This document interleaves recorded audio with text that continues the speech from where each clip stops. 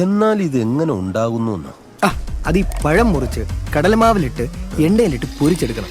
എന്തോന്ന് പഴംപൊരി ഉണ്ടാക്കുന്നത്? നിന്നെ ആരാടേ പട്ടാളത്തിലെടുത്തത്?